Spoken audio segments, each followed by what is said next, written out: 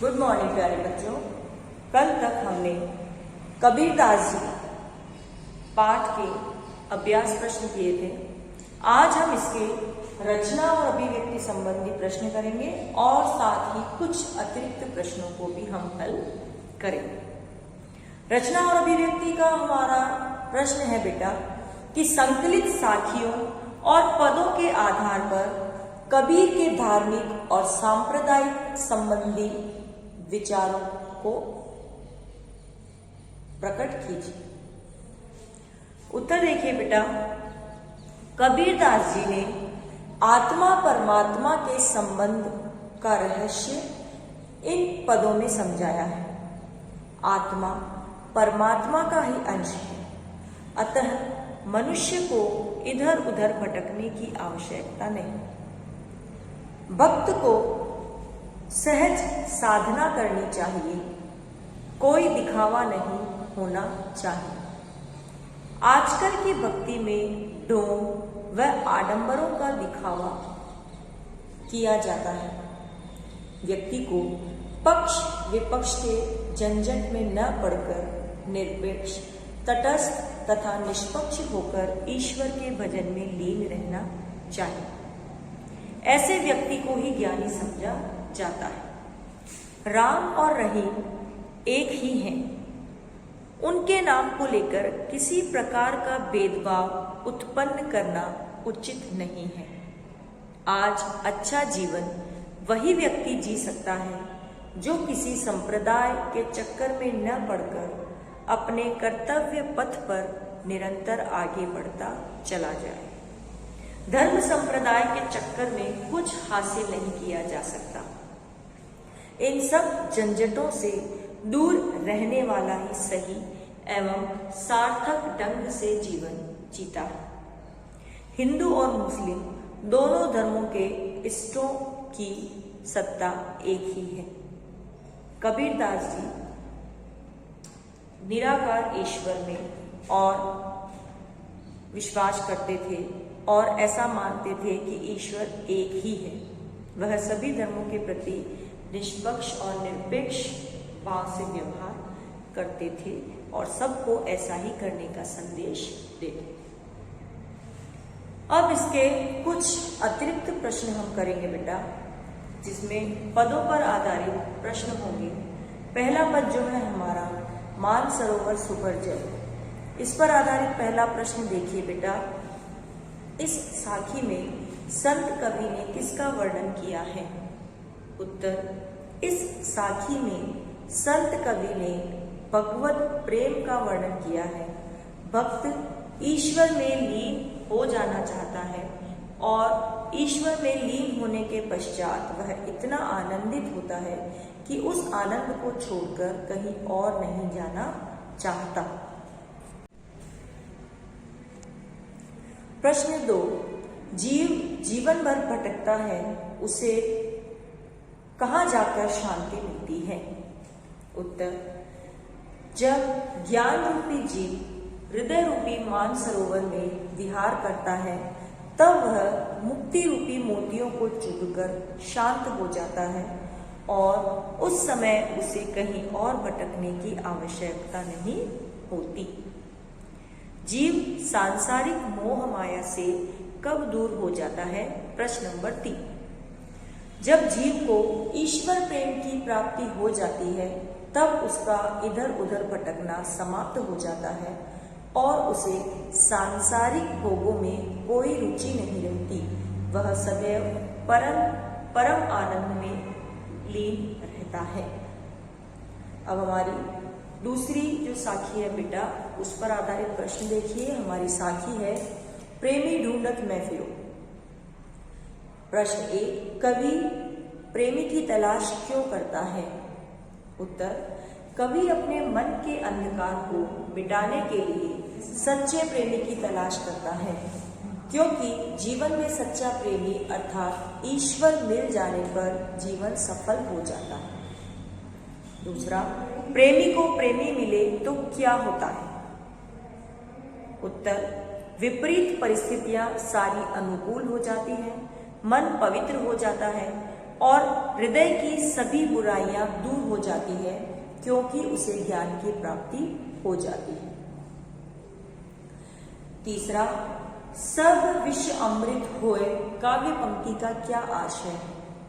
उत्तर, जब एक प्रेमी दूसरे प्रेमी से मिलता है तब दोनों का मन प्रेम पूर्ण हो जाता है, उनके मनोविकार दूर हो जाते हैं, ईश्वर की भक्ति में दोनों एकाकार हो जाते हैं, मन की बुराइयां दूर हो जाती हैं, मन पवित्र एवं निर्मल हो जाता है।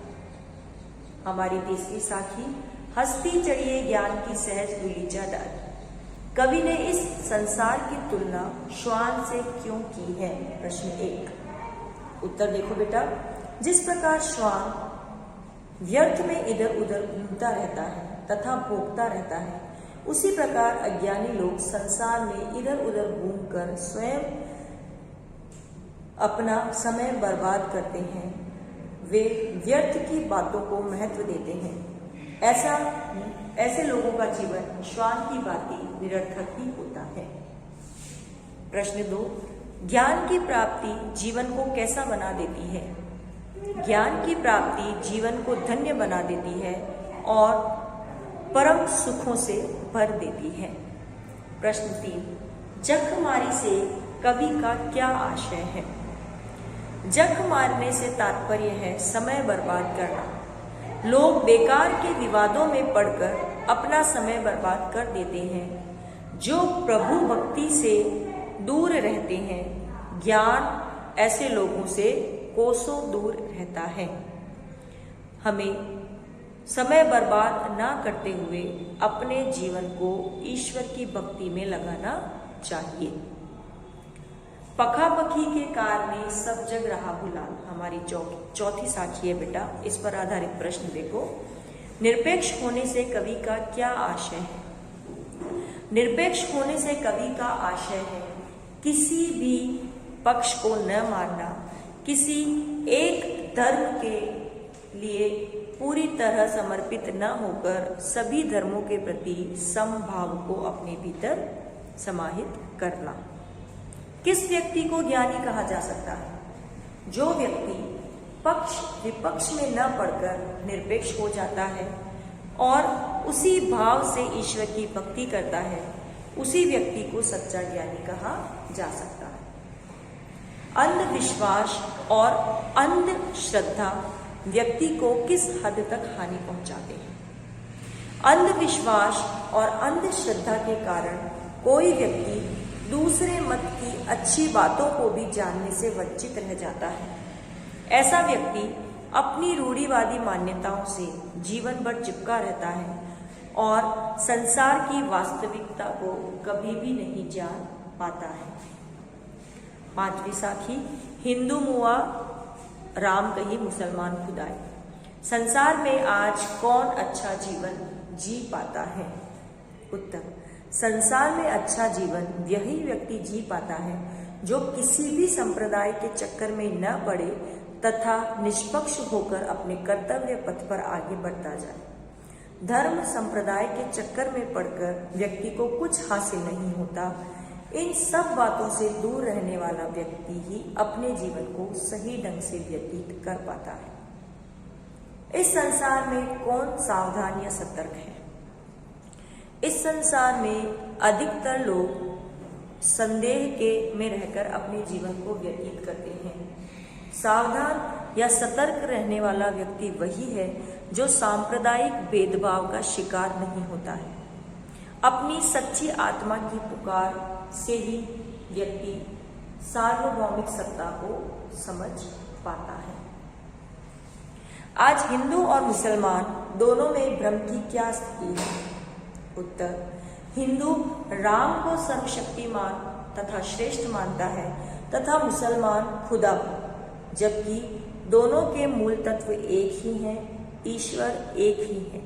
अतः हिंदू और मुस्लिमों को यह भेद भूलकर इस बात को अपने जीवन में उतार लेना चाहिए कि ईश्वर एक है और वही पूरे संसार पर अपना अधिकार रखता है। हमारी छठी साखी, काबा फिर काशी वया राम ही वया रही। काबा और काशी में क्या समानता है? जिस प्रकार चून और मैदा एक ही अनाज के दो रूप हैं, उसी प्रकार हिंदू और मुसलमान के धर्मों के मूल विचार भी समान ही हैं। इस प्रकार काबा और काशी दोनों ही एक ही परमात्मा के पूज्य स्थल हैं। कबीरदास जी ने काबा और काशी के महत्व को किस प्रकार से प्रतिपादित किया है?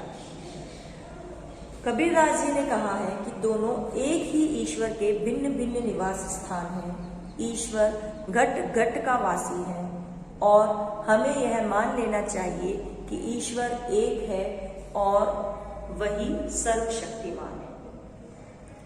मोट चून मैदा भया का आशय स्पष्ट कीजिए। गेहूं को पीसकर आटा बनाया जाता है और उसी आटे को और अधिक बारीक कर मैदा बना दिया जाता है। दोनों ही गेहूं के ही भिन्न भिन्न रूप हैं। इसी प्रकार भगवान को चाहे राम कहें या खुदा, कोई अंतर नहीं है। दोनों एक ही हैं और ईश्वर एक और सर्वव्यापक है। हमारी अंतिम साखी, ऊंचे कुल का जनिया जे करनी ऊंची न हो। ऊंचे कुल का कहलाने का अधिकार किसको है? उत्तर, ऊंचे कुल में जन्म लेकर कोई महान नहीं बनता। जो व्यक्ति उच्च और महान कार्य करते हैं तथा निस्वार्थ भाव से मानव की सेवा करते हैं, वही ऊंचे कहलाने योग्य होते हैं। इस साखी में किस बात पर बल दिया गया है? इस साखी में अच्छे और नेक कर्म करने पर बल दिया गया है। व्यक्ति अपने अच्छे कर्मों से ही महान बनता है। उसकी जाति या उसका कुल नहीं देखा जाता। अपने महान कार्य से ही कोई व्यक्ति महान बन सकता है। सिर्फ ऊंचे कुल में जन्म लेना ही व्यक्ति को महान नहीं बना देता। इस दोहे का भाव स्पष्ट कीजिए। अच्छे कर्मों से व्यक्ति की पहचान होती है। ऊंचे कुल में जन्म लेकर नीच कर्म करने वाला व्यक्ति सदैव निंदनीय ही माना जाता है। शराब निंदनीय है, चाहे उसे सोने के बने कलश में रखा जाए। व्यक्ति को अपने जीवन में श्रेष्ठ कर्म करने चाहिए, क्योंकि वही उसकी पहचान होती है। हमारा सबक, मोह को कहाँ ढूंढे बंदे। लोग प्रायः ईश्वर को कहाँ कहाँ ढूंढते हैं। लोग ईश्वर को मंदिर, मस्जिद, काबा, कैलाश जैसे तीर्थ स्थलों पर ढूंढते हैं। ईश्वर भक्ति के बारे में किन किन धारणाओं का खंडन किया गया है? मंदिर, मस्जिद, काबा आदि तीर्थ स्थलों पर जाकर पूजा पाठ करना, तीर्थ यात्रा करना, योग वैराग्य धारण करना, जगह जगह पर भटकना तथा यह सोचना कि ऐसा करने से ईश्वर की प्राप्ति होगी, इन सभी बातों का कबीर ने अपनी इस शब्द में खंडन किया है। खोजी होए तो तुरते मिलिहो से कवि का क्या आशय है? परमात्मा का वास सभी व्यक्तियों की श्वासों में होता है। इधर उधर भटकने के स्थान पर यदि व्यक्ति स्वयं के अंदर तलाश करे और उसे आत्मज्ञान हो जाए, तो वह परमात्मा का सरलता से साक्षात्कार कर देता है।